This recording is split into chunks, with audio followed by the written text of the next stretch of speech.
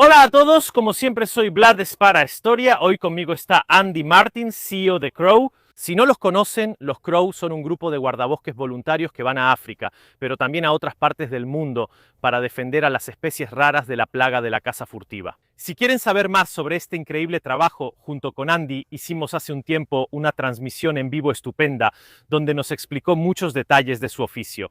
Se las dejo en la descripción y en la esquina superior derecha pueden hacer clic. Pero hoy estamos aquí para hablar de lo otro, algo un poco más práctico. Estamos aquí para hablar de las armas, de los guardaparques. Andy, como primera pregunta te hago, ustedes no tienen mucha elección de armas porque tienen lo que les dan, en pocas palabras. Explícame esto, ¿cómo funciona? Llegan a un lugar y les dan las armas. Sí, cada parque tiene una pequeña armería y según las regulaciones del país, según lo que es su presupuesto, esas son las armas que utilizan los guardabosques que se encargan de la lucha contra la caza furtiva. A veces también hay armas, digamos, para caza mayor para los guardabosques que acompañan a los turistas, es decir, aquellos que podrían tener que detener una embestida de un búfalo o de un elefante en relación, digamos, con el vehículo o incluso con los mismos turistas durante un safari a pie. Nuestras armerías generalmente son muy sencillas. Tenemos muy pocos tipos de plataformas, varían de un país a otro, hay algunas plataformas más frecuentes, pero sin duda hay un denominador común que es la confiabilidad. Nuestras plataformas son todas súper confiables, súper probadas en combate por muchos años. Hoy, para hablar de estas armas, hicimos una clasificación, un podio, podríamos decir. En el tercer lugar del podio están los buenos y viejos fusiles de batalla como el FAL y el G3, aunque por zona geográfica podríamos decir, junto con el G3, que es un poco... Sí. El G3 es un arma que se utiliza muchísimo en Kenia, sobre todo por los KWS, que es la policía keniana encargada de la protección de los animales, y ellos típicamente usan los viejos G3 del ejército keniano, mientras que el FNFAL es mucho más común, por ejemplo, en países como Sudáfrica, donde recordemos el R1 era básicamente un FNFAL. Con las culatas de madera comparadas con las FN, digamos, inglesas, que eran en cambio de plástico y de polímero. Estas dos son las plataformas absolutamente más utilizadas en muchos países no alineados o que no recibieron importaciones de los países del bloque soviético. Spoiler. Por ejemplo, y son dos armas realmente fantásticas. Uno, porque son muy confiables, especialmente el FN-FAL, y también desde el punto de vista operativo, el FN-FAL es un arma grandiosa, incluso puede hacer un segundo disparo rápido a pesar de ser un .308, así que es realmente interesante. Es una de las U308 que tiene el retroceso más suave de las que yo conozco. Absolutamente sí. Y el G3, al tener un recorrido muy largo, lamentablemente no tiene esta capacidad. Obviamente son armas un poco pesadas, un poco largas, así que no son lo ideal. Son armas que, como bien sabes, fueron concebidas en los años 50. Sí, en general, absolutamente sí. Sobre el G3 tampoco tengo grandes sensaciones porque al disparar es un arma terrible en muchos aspectos, así que de mí estas cosas. Pero he escuchado muy buenos comentarios sobre el G3, especialmente en África, como armas realmente indestructibles. ¿Cuál es tu experiencia sobre la indestructibilidad de esta plataforma? Son viejos y todavía están ahí sirviendo cada día. La construcción alemana, debo decir, es maravillosa. Hay solo un par de puntos específicos que, si se rompen, lamentablemente, al no poder encontrar piezas de repuesto, son difíciles de reemplazar, pero en general debo decir que es un arma extremadamente confiable, extremadamente duradera. Y me dijiste algo muy importante, ustedes en muchos patrullajes van a pie, nos contabas que a menudo es por días. ¿Cuánto influye el peso, ese kilo o 2 kilos de más que puede tener un FAL o un G3 en comparación con otra plataforma en esto? Porque son 2 kilos menos de otro equipo que puedes llevar. Absolutamente cierto. El G3, bueno, depende mucho de la persona. Una persona baja seguramente puede tener más dificultades. Nosotros tenemos cierta complexión. Entonces arriba de los 100 kilos, digamos que el kilo se amortigua. Así que estando de todos modos por encima de los 100 kilos, seguramente un kilo más no hace ninguna diferencia. Y creo que me respondiste perfectamente a esta pregunta. Pasemos al segundo en la clasificación, es decir, el buen viejo rifle de cañón liso. ¡Ajá! Lo descarté. Medalla de plata para el arma más popular, en general, digamos, los rifles de cañón liso. Me decías que, bueno, este es un ejemplar que tiene en particular una culata de polímero, pero es una gran rareza. Sí, en África generalmente tenemos culatas de madera, al menos las más viejas, las más nuevas. En cambio, tienen polímeros, quizá no precisamente con la parte de goma, un acabado más elegante, llamémoslo así. También porque las armas nuevas siempre son pocas, pero la mayoría, digamos, pueden tener madera, tanto en la parte de la culata como en la parte de la palanca de armado. Este específicamente es un Chester 6P, pero ¿cuáles son los modelos que tal vez se encuentren más seguido, que les dan más seguido? Los viejos Winchester seguramente hay muchísimos. También por eso te lo traje y se reconocen por la empuñadura estriada de esa manera. Luego hay Remington, seguramente hay Mossberg, hay muchas marcas, no hay, digamos, una estandarización. Entonces lo que llegaba o lo que quedaba, tal vez regalado por los cazadores, como se quedaba y luego se le daba a los guardabosques. Así que realmente hay una gran variedad de modelos, pero fundamentalmente siempre es la misma arma, el mismo concepto de arma.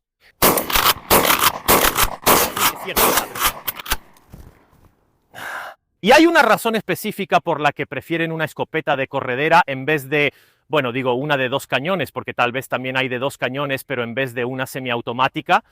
Entonces, la escopeta de corredera, cada vez que es de corredera, o también las de 2 cañones, sí, hay muchos casos en los que se usan escopetas de 2 cañones y son extremadamente confiables. Y entonces no hay problema, incluso en casos de muy poco o ningún mantenimiento, la misma fuerza, la misma potencia de la munición hace que la bala, las balas o los perdigones salgan en cualquier caso, y esto es una gran garantía para armas que de todos modos son viejas, están poco mantenidas, etcétera. Así que absolutamente la confiabilidad número uno. Cada vez que tenemos un sistema de gases, tenemos el problema de que en la jungla, en las partes donde en el tubo de gases se puede formar fácilmente óxido. Y esto requiere mantenimiento para prevenirla o para eliminarla, removerla, y ese es el problema fundamental. Hablando en cambio de las municiones, porque obviamente diría que en los escopetas es fundamental la combinación entre arma y munición. Ahora estamos disparando con cartuchos para tiro al plato, muy clásicas. Pero ¿qué tipo de municiones les dan a ustedes? ¿Qué tipo de municiones usan? Llevan de varios tipos. Entonces, idealmente sería realmente fantástico tener varios tipos para poder reaccionar a diferentes amenazas con diferentes municiones. Generalmente tenemos cartuchos de perdigones, o sea, un perdigón pequeño, un poco más grande que el que estás usando ahora para tiro al plato.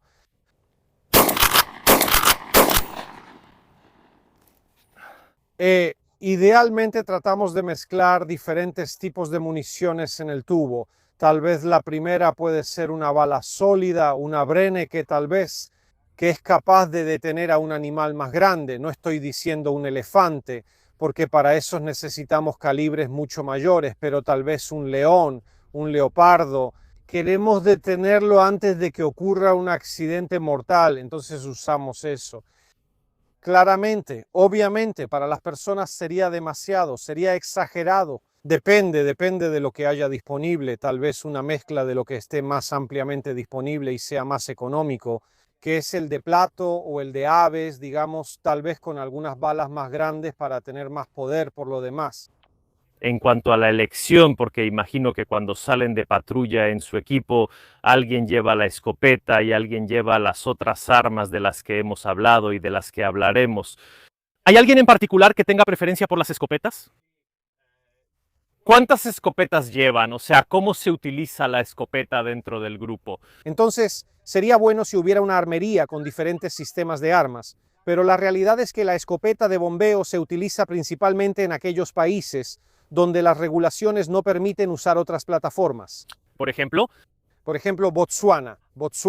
No en todas partes, no siempre, pero Botsuana es uno de esos países donde es muy difícil tener armas. La escopeta representa para los guardabosques, digamos, es el arma del guardabosques y no causa problemas. Tampoco desde el punto de vista del impacto visual, o sea, ver a los guardabosques armados con Kalashnikovs, cosas así, tiene más impacto visual. Entonces los estados más occidentalizados, llamémoslos así, pueden escandalizarse, sobre todo si hay turistas, no quieren ver un Kalashnikov, un guardabosques con un Kalashnikov, quieren ver a un guardabosques con tal vez un rifle así, que da menos miedo. En esos casos todos están armados con escopetas.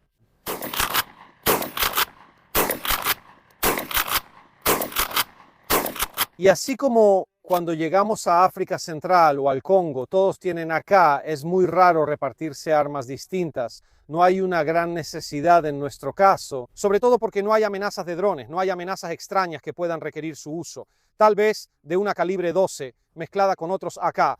Ok, clarísimo, tenía que hacerte la pregunta porque se me ocurrió interacciones con los turistas. ¿Tienes alguna anécdota? Estamos asustados y estamos perdidos, que se encontraron con ustedes. Entonces, Personalmente yo nunca he tenido problemas. También porque sé que en el momento en que hay turistas hay que comportarse de cierta manera, ser sonriente, ser abierto y nunca portar el arma de una manera que pueda parecer agresiva. Hay posturas que utilizamos, ¿no? Por ejemplo, sostenerla de manera equilibrada es una de esas posturas no agresivas que da la idea de que estoy ahí para trabajar. El arma es un objeto, es una herramienta. No estoy ahí para hacerme el guerrillero o el mercenario ni nada por el estilo. Luego con una gran sonrisa y hablando con las personas o saludándolas, explicándoles, estamos aquí para hacer esto, la gente generalmente entiende.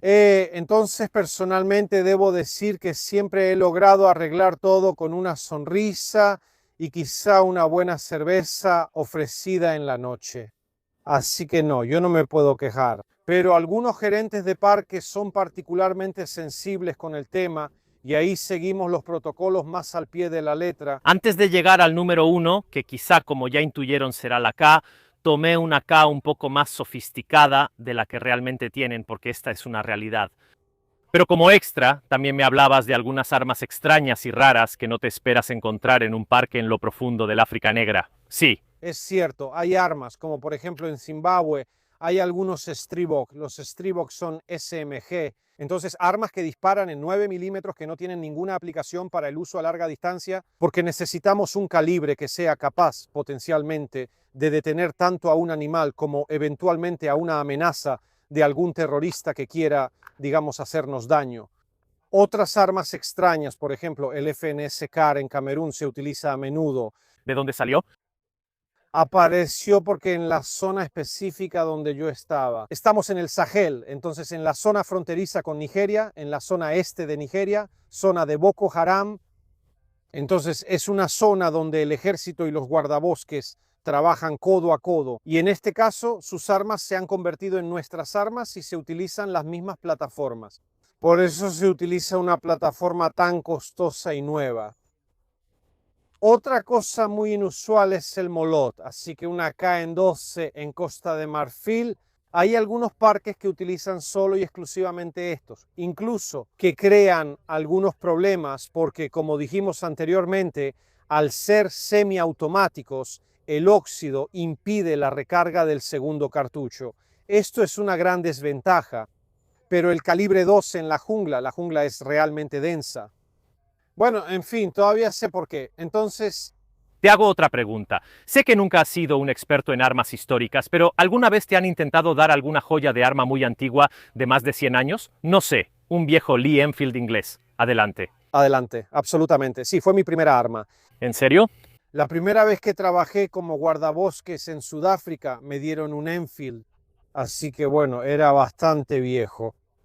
Por suerte no tuve la oportunidad de dispararle a ningún animal, así que no pude comprobar si realmente todavía funcionaba bien.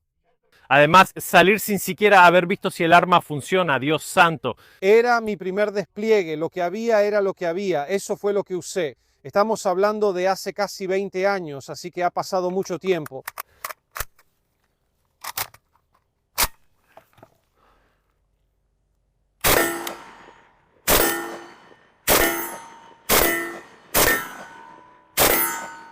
Entonces, en la primera posición del ranking de las armas que más usan, obviamente está la K. ¿Por qué? Tal vez sea una pregunta tonta, pero quizá alguien se lo pregunte. Bueno, ante todo porque es el arma más común del mundo. A África llegaron contenedores enteros desde Rusia, desde China. Así que todas las variantes que se pueden encontrar en el mundo se encuentran en África, sobre todo las de Alemania del Este, los Type 58 chinos, pero también muchísimas rusas. Lo vemos por las marcas, obviamente, de las armas. En rarísimos casos también tenemos los civiles, pero es una cuestión de algunos países específicos que no han sido entre comillas, apoyados por Rusia y que por eso hoy tienen que comprar las versiones civiles que son menos, entre comillas, confiables en comparación con las de época. A muchos esto les parecerá una K muy desnuda. Por cierto, para quien me lo pregunte, este es un SAR 1 de producción rumana. Parece muy desnudo y muy básico. Pero me decías que probablemente esto en África a menudo es un lujo, ¿no? Ya con que tenga la culata y los órganos de mira es un lujo. ¿Cómo los encuentras normalmente? Entonces, cuando yo estaba en la jungla, por ejemplo, o sea, teníamos muchísimos AK, a muchos les faltaba o el soporte de la mira delantera o el de la trasera, lo que ya te da una idea de cuánto se puede usar un arma solo con un soporte de mira. En la mayoría de los casos, las culatas de madera estaban podridas, porque estamos hablando de AK con al menos 40 años de antigüedad que todos los días, durante 12 horas al día, están bajo el agua y se usan, se manipulan. Así que o las culatas se volvían a hacer en el torno prácticamente por carpinteros locales o simplemente la dejaban vacía, o sea, con el agujero, la parte trasera. También la parte delantera muy a menudo se pudre, precisamente porque es de madera. Y en este sentido, Disculpa, pregunta espontánea. ¿El polímero, por ejemplo, es oro, por ejemplo, oro puro? absolutamente sí, absolutamente sí. Los productos a base de plástico en la selva funcionan muy bien. Incluso en la ropa usamos más el nylon, que se seca más rápido. En cambio, cuando se va a zonas más áridas, la madera sigue siendo bastante dominante, porque tal vez algunos plásticos poco eficientes, no, de esos que no son muy buenos, no, como pasó por ejemplo con el SA80 inglés, que recordarás, cuando al principio fui a Irak el plástico se derretía. Entonces los plásticos, sí, en la jungla, excelente, ¿no? Fantástico. Y también están esos BZ58, los he visto. En ese caso la baquelita resiste mejor, creo que es de baquelita. Probablemente baquelita, sí. Aquí, Esa resistió mejor, pero desafortunadamente después de muchos años se agrietó y por eso estaba rota. ¿alguna vez te ha pasado que recibiste un arma en tan malas condiciones que la rechazaste? O sea, ¿alguna vez te ha pasado que elegiste y dijiste, no, mejor tomo otra? O sea, Tengo la suerte de que como invitado siempre me dan el mejor, así que puedo elegirlo. entonces, otra pregunta, ¿cuál es el peor que has visto realmente usado, tal vez por los guardabosques? Entonces, muy a menudo ya no tenía la cubierta de madera ni adelante ni atrás y tal vez faltaban las dos miras. Así que básicamente era el esqueleto. Prácticamente. Era solo el esqueleto, sí. Funcionaba si apretabas el gatillo, Pero solo un disparo a la vez, porque por el óxido no podía retroceder el pistón. Y lo interesante es que no tenían kits de limpieza adecuados. Los que tenían eran una porquería total, así que los cepillos que parecían nuevos, después de una pasada, perdían todas las cerdas. Y entonces estaba completamente lleno de óxido. Sabemos que la K, si está llena de óxido, donde está el agujero de recuperación de gas, no puede retroceder. gracias. Y hablando de otra pregunta, ¿no? Porque la recámara tiene el mito de ser el arma más indestructible y confiable del planeta. ¿Cuál es tu experiencia desde este punto de vista? ¿La recámara es realmente un arma indestructible o necesita mantenimiento como puede, como evidentemente parece? El hecho de que hay armas que han estado ahí durante 40, 50 años y que muchas realmente fueron fabricadas en los años 50 o 60, que se usan todos los días, todavía sean capaces de disparar un tiro sin casi ningún mantenimiento, es indicativo de que realmente son confiables. Cualquier otra plataforma en África, en manos de los guardabosques, no dura más de 2 o 3 años, así que efectivamente es cierto. Luego, obviamente, si se quiere usarla de manera completa, o sea, también en ráfagas, porque en África no hay de esos problemas, bueno, probablemente sí se necesita un poco de mantenimiento. Si queremos evitar fallas por negligencia, bueno, el mantenimiento siempre se tiene que hacer, no hay de otra. ¿Cuál es la cosa más difícil de encontrar en África para este tipo de mantenimiento? Para la capa, pues prácticamente no encuentras nada y por eso muchas veces tienes que recurrir a herreros o carpinteros, porque no hay nada, de verdad, nada. Lo que nos gustaría mucho hacer con los Ranger, pero no somos capaces de hacerlo, es modernizarlos con unos rieles para poner en lugar de la tapa antipolvo. Desafortunadamente son imposibles de encontrar, además de que el precio es muy alto, eso seguro. En segundo lugar, no se encuentran los apagallamas. Aquí, obviamente, casi todos nosotros tenemos apagallamas más o menos nuevos que logran compensar mejor el gas, logran mantener el arma más estable al disparar.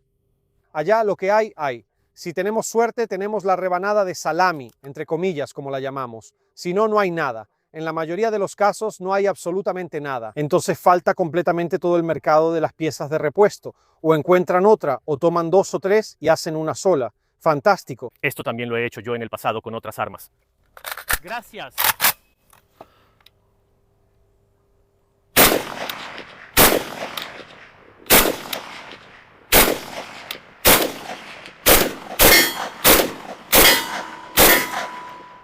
La he girado. Probemos el blanco desde abajo. África es un continente grande, ¿no? Me habló de la jungla, pero no creo que esté solo en la jungla. ¿De qué distancias estamos hablando? También porque cuando me dijiste que disparas con la AK sin miras me pregunto, ¿pero cómo demonios le haces si la distancia es un poco más larga? Bueno, es una excelente pregunta. Entonces, claramente depende del entorno. África es grande, prácticamente existen todos los biomas posibles e imaginables, así que puede pasar que el disparo sea más largo o más corto. Pero debemos recordar que por nuestro tipo de función solo lo utilizamos en condiciones de autodefensa, ya sea de un animal o de un ser humano, criminal, terrorista que eventualmente quiera dispararnos porque no quiere ser arrestado. Entonces, siempre estamos hablando de distancias menores a 100 metros. Por otro lado, me gustaría ver cómo se puede justificar un uso de autodefensa a 300 metros. Está bien. No tendría ningún sentido. Solo se correría el riesgo de una condena por exceso de legítima defensa. Incluso más. Depende de lo poco sensata que sea la situación. Nosotros la usamos para la autodefensa. Así que más a menudo que no. Digo máximo 100, pero generalmente es menos de 50 metros. Entonces, distancia en las que incluso una plataforma como esta, aunque no tenga mira, igual puede hacer algo. Claro que con un animal que se mueve, tal vez que te quiere atacar, de todos modos no creo que sea lo ideal en estos casos. Pero sí, se hace lo que se puede con lo que se tiene. Exacto. ¿O me equivoco? Desafortunadamente se tiene poco y lo que hay se utiliza. Seguramente otras plataformas de las que hablamos antes son más adecuadas, pero la K resulta ser lo que se tiene en la mayoría de los casos. Por suerte, el calibre 7,62 x 39 es de todos modos un calibre capaz de detener ciertos animales. Quizá no con un solo disparo, pero sí con una serie de disparos. Eso es lo que usan los cazadores furtivos cuando intentan matar a un rinoceronte. Básicamente, para detenerlo, le disparan en lo que para ellos son las rodillas. En el momento en que la articulación cede por el daño causado, el animal cae sobre sí mismo y ya no es capaz de levantarse. Es en ese momento cuando llegan con motosierras, con panga, con lo que tengan, machetes, y van a cortar el cuerno cuando el animal todavía está, de hecho, vivo. ¿Qué puedo decir? Te agradezco muchísimo por esta oportunidad de tener esta charla, de intentarlo. Aunque conozco un poco los AK, he descubierto muchísimas cosas. Hoy en día, mira, uno se queja de que este es un AK muy estándar, muy básico. Nunca más se atrevan a quejarse en la vida porque hay quienes trabajan con cosas mucho, mucho peores. De nuevo, te agradezco muchísimo por invitarme a hacer este video. Nosotros, como siempre, nos vemos en la próxima.